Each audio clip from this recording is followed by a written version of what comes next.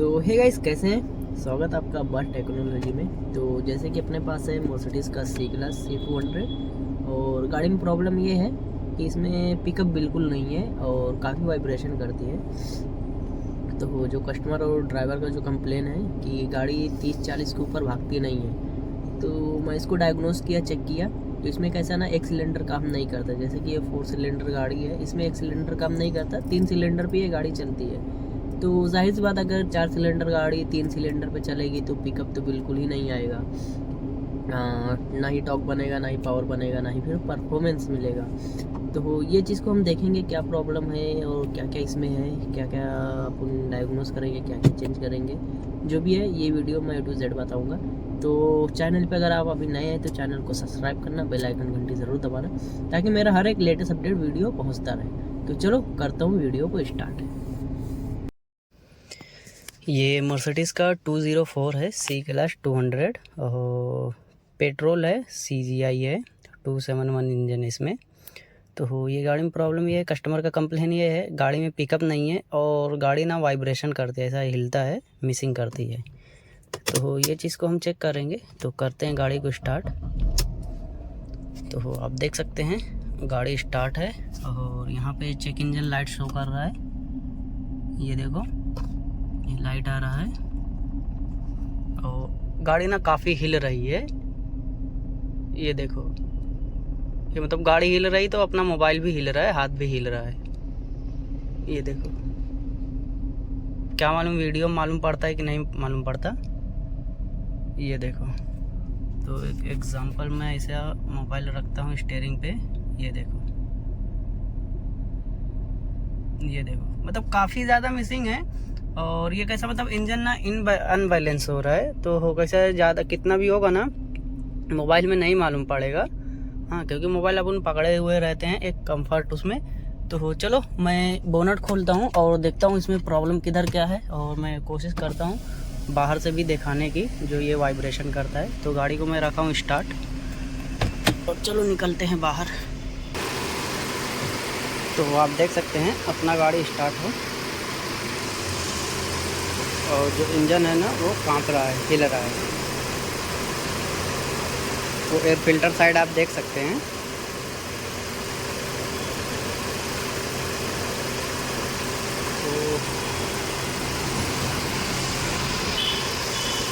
तो मैं एक बॉटल रख दिया हूँ और आप बॉटल से अंदाज़ा लगा सकते हैं ये कितना इसमें मिसिंग है। ये देखो, एकदम मैं बीचों बीच सेंटर पे रखा हूँ। ये देखो, और इधर रख दूँगा, इधर तो टिकेगा ही नहीं, पूरा गिर जाएगा। ये देखो, क्योंकि कई बार रहता है ना, सब चीज़ें मतलब मोबाइल में नहीं कवर हो पाती है। ये देखो,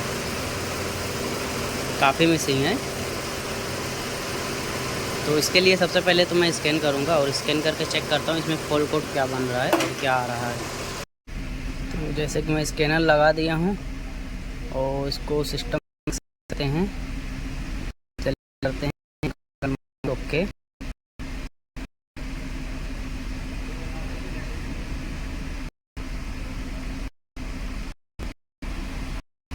हम लोग फॉल्ट कोड आप देख सकते हैं, जो इसमें फॉल्ट कोड आ रहा है, the actuation of ignition coil 4 number cylinder short circuit to ground. तो इसको मैं सबसे पहले करता हूँ डिलीट, क्योंकि ये करेंट एंड स्टोर में है, मुझे तो नहीं लगता ये डिलीट हो जाएगा। ये देखो,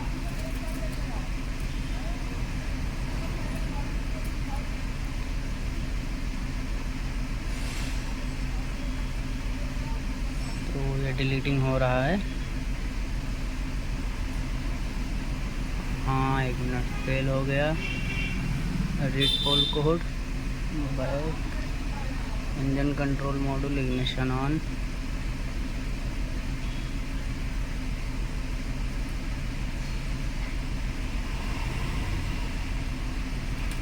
रीड, ये देखो डिलीट नहीं हुआ। तो आप इससे एक बार इग्निशन को करता हूँ बंद, और बंद करके इग्निशन ऑन करके डिलीट करके देखता हूँ डिलीट हो रहा है कि नहीं।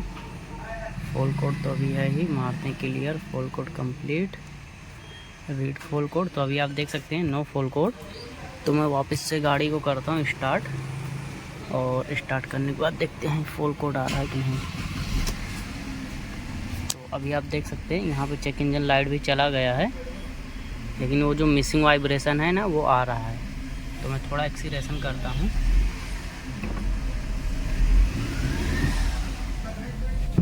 ये देखो एक्सीलेरेशन कर रहा हूँ तो भी मतलब ये पूरी हिल रही गाड़ी, वाइब्रेशन कर रही है।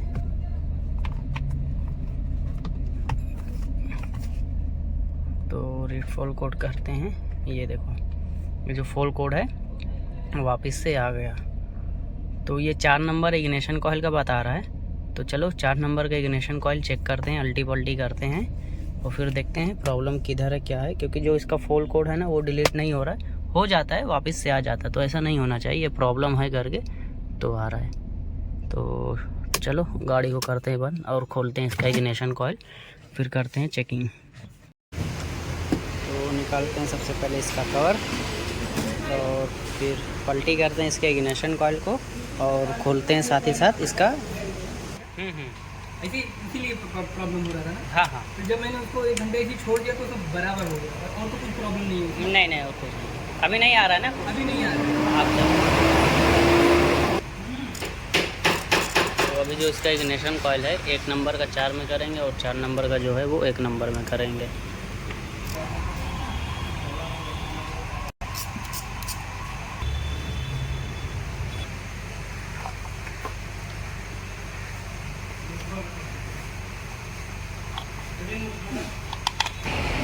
तो आप देख सकते हैं इसमें काफ़ी ऑयल आया है, और ये देखिए। तो कई बार रहता है ये ऑयल की भी वजह से लफड़ा करता है। तो अभी तो मैं पूरा खोलूँगा, चारों स्पार्क प्लग, चारों इग्निशन कॉइल, ये सब क्लीन करते हैं, धुलते हैं और फिर अल्टी पल्टी करते हैं। तो ये 1 नंबर का है तो हम इस पर मार्किंग कर लेंगे, इसको लगा देंगे 4 नंबर पे। तो जो अपना जो प्रॉब्लम बता रहा है वो 4 नंबर का बता रहा है।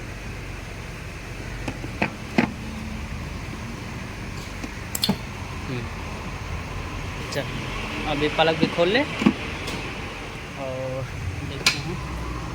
ये जो सूखा है पलक भी खोलते हैं और पलक खोल कर चेक करते हैं पलक की क्या कंडीशन है।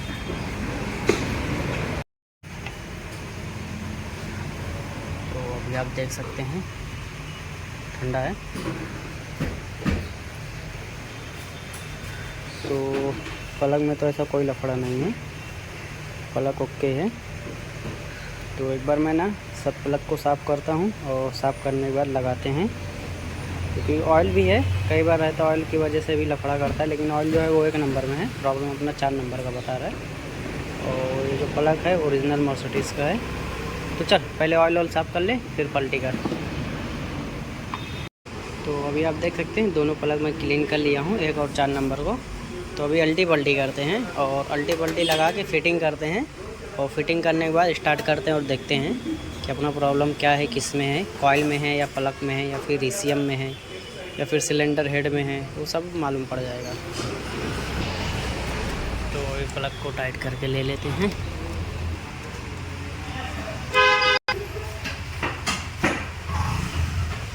बस 1 नंबर को कर।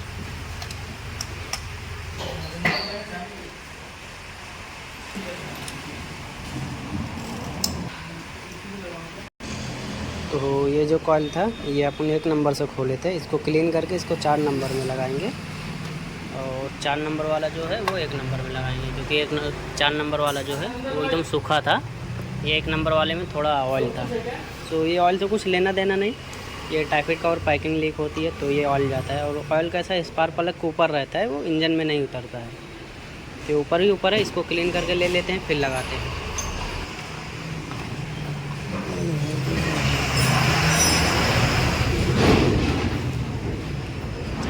स्क्रू लगा दे,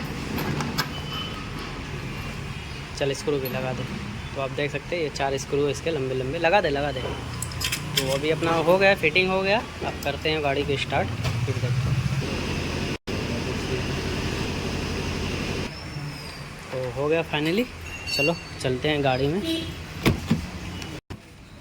तो सबसे पहले स्कैन करके डिलीट कर देते हैं, फिर गाड़ी को स्टार्ट करेंगे। क्योंकि कई बार रहता ना, खोले रहते तो फॉल्ट बना रहता है। तो ये देखो, ये स्टोर में हो गया है। तो कैसा इग्निशन ऑफ है, इसकी वजह से स्टोर में है।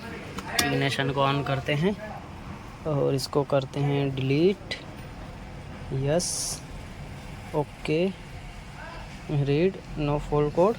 तो अब करते हैं गाड़ी को स्टार्ट और देखते हैं प्रॉब्लम क्या है, सॉल्व हुआ है या वैसे का वैसे ही है। तो ये देखो प्रॉब्लम सॉल्व नहीं हुआ है, वैसे ही झटका मार रही है। ये देखो पूरा हिल रहा है।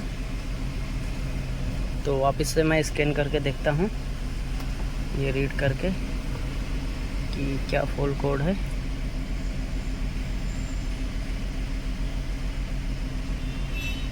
तो आप देख सकते हैं ये अभी भी 4 नंबर का ही बता रहा है। तो अभी इससे ये कंफर्म होता है कि अभी जो इसमें प्रॉब्लम ना, वो ECM में प्रॉब्लम है और ना कि इसके इंजन में। क्योंकि इंजन में मैकेनिकल फॉल्ट रहता है ना, तो ये फॉल्ट नहीं बनता है। इसके साथ साथ 1-2 फॉल्ट और बनते हैं और साथ ही साथ इंजेक्टर का भी फॉल्ट बनता है जब अगर इंजन का रहेगा। और दूसरी बात, इतनी जल्दी फॉल्ट नहीं बन जाता इंजन में, ये इलेक्ट्रिकल है। यह शॉर्ट सर्किट टू ग्राउंड बता रहा है। तो इसका जो ECM है ना, वहाँ से कुछ IC जो है वो शॉर्ट सर्किट कर रही है, उसकी वजह से ये फॉल्ट कोड आ रहा है। तो चलो इसका ECM खोलते हैं, फिर उसके बाद जो भी है आगे देखते हैं कि ECM में से प्रॉब्लम सॉल्व होता है या फिर और क्या है। ECM बोले तो इसका जो इंजन कंट्रोल मॉड्यूल है उसको अपने खोलना पड़ेगा। बोलने वाले इंजन कंप्यूटर भी बोलते हैं। तो घूम फिर के चीज़ एक ही है, नाम अलग अलग है। ECU, ECM, engine control module, engine computer, वो तो बोलने का सबका अपना अपना है। तो जो भी है अपना इसमें प्रॉब्लम वो है ECM का। तो मैं ECM खोलता हूँ और ECM को फिर कराते हैं रिपेयर कराने के बाद देखते हैं क्या है। अपने को इसका ECM है और ECM खोलने से हम करेंगे बैटरी वायर कनेक्ट। इसका बैटरी है यहाँ पे है, तो वायर जो है इसको कर देंगे डिस्कनेक्ट।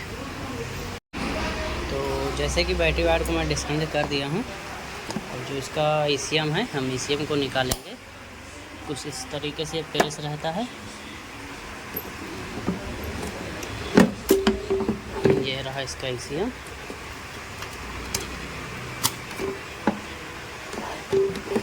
तो इसको भी निकाल लेते हैं।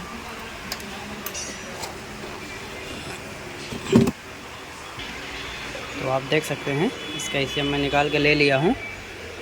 तो जो प्रॉब्लम ना अपना ये ECM में ही है। तो ये ECM चलो लेके जाते हैं ECM वाले के पास, जो भी इसको रिपेयर करा के फिर लगा के देखते हैं, फिर अपना प्रॉब्लम सॉल्व होता है या नहीं होता है, फिर देखते हैं आगे। देख सकते हैं ये मैं ECM लेके आ गया हूँ। ये कैसे, ये दूसरा ECM है। तो अभी मैं इसको कनेक्ट करता हूँ और कनेक्ट करने के बाद फिर जो भी है देखते हैं अपना जो प्रॉब्लम है वो सॉल्व होता है या नहीं। तो अभी मैं इसको कनेक्ट करके ले लिया हूँ। टेम्पररी इसको अभी इधर ही ऐसे अटका देता हूँ और लगाते हैं इसका बैटरी वायर करते हैं पहले टाइट लगा के। तो अभी ये भी कनेक्ट हो गया है। अब चलते हैं अंदर। तो अभी हम आ गए हैं अंदर गाड़ी में और सबसे पहले करते हैं इग्निशन को ऑन नहीं हुआ, वापस से चाबी निकाला, करते हैं इग्निशन को ऑन। हाँ सर जी। और अभी करेंगे फिर हम ट्रांसमिशन इंजन बेसिक सेटिंग पे ओके करो। बेसिक सेटिंग, हाँ। तो उधर गाइड कर रहे हैं, ऑडी Q5 का गियर बॉक्स का काम किए थे, तो बेसिक सेटिंग करवा रहे। तो जैसे कि ये है, तो अभी हम करेंगे इंजन को रीड, ओके, इग्निशन ऑन है अपना। सबसे पहले करेंगे इसका फॉल्ट कोड को डिलीट। हाँ, अभी जो इंस्ट्रक्शन दे रहा है वो फॉलो करो।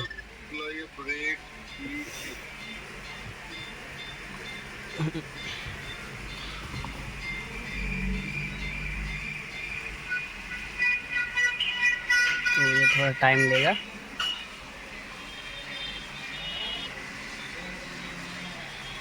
तो हम रीड करेंगे। तो ये तो पहले का फॉल्ट कोड है, ये सब जो खुला था, तो इसको हम कैंसिल करेंगे। एक मिनट, इसका एक फ़ोटो ले लेते हैं। कंबंसन मिसफायर, और करते हैं इसको clear. Complete fault code, read, no fault code. हाँ अभी दो नंबर वाला करो, अभी कर वापस से करो फिर। तो अभी हम करते हैं गाड़ी को स्टार्ट और देख सकते हैं गाड़ी ना एकदम स्मूथ हो गया है। बोले तो एकदम ना मालूम ही नहीं पड़ रहा है कि अभी अपना जो इंजन है ना वो स्टार्ट है। और यहाँ पे कोई चेक इंजन लाइट वगैरह नहीं आती है। थोड़ा मैं इसको एक्सीलेरेशन करता हूँ। ये देखो, पहले एक्सीलेरेशन करते थे पूरी गाड़ी हिलती थी, कांपती थी और इतनी देर में फॉल कोड बन जाता था। तो वापस से मैं रीड करता हूँ तो आप देख सकते हैं नो फॉल कोड। तो जो भी अपना प्रॉब्लम था ना वो सॉल्व हो गया है। और चलो एक राउंड में इसका मारता हूँ, फिर अपन मिलते हैं एंड में। तो अभी इंजन एकदम स्टार्ट है, मालूम भी नहीं पड़ रहा कि अपना इंजन स्टार्ट। आप देख सकते हैं पहले वो जो एयर फिल्टर है ना वो पूरा हिलता था, अभी देखो कुछ भी नहीं मालूम पड़ रहा कि गाड़ी अपना स्टार्ट है, एकदम आइडल है। तो जो भी अपना प्रॉब्लम था वो सॉल्व हो गया है। तो अगर आप चैनल पे नए हैं तो चैनल को सब्सक्राइब कर लेना, बेल आइकन मिलने ज़रूर दबा लेना ताकि मेरा हर एक लेटेस्ट अपडेट वीडियो आप तक मिलता रहे। तो ये थी मर्सिडीज C200 पेट्रोल CGI। तो जैसे कि आप देख सकते हैं मैं ट्रायल पे लेके निकला हूँ। जो भी अपना प्रॉब्लम था वो प्रॉब्लम सॉल्व हो गया है। तो इसको अच्छा खासा मैं थोड़ा खींचता हूँ, चलाता हूँ और चलाने के बाद देखते हैं कुछ और इश्यू तो नहीं आ रहा है। क्योंकि कई बार रहता है ना, एक सॉल्व होता है कुछ ना कुछ नया आ जाता है, ऐसा मतलब कम चांस रहता है लेकिन होता है, ऐसा नहीं है कि नहीं होता। तो इसके लिए ना एक बार ट्राई मारते हैं और ट्राई मारना बहुत ज़रूरी है। फिर ऐसा ना हो एक काम हुआ दूसरा काम बढ़ गया फिर कस्टमर के हाथ में जाए। और इसमें जो प्रॉब्लम था ECM में ही प्रॉब्लम था, जैसे कि मैं आपको दिखाया। तो चलो थोड़ा मैं ट्रायल मारता हूँ, फिर उसके बाद देखते हैं।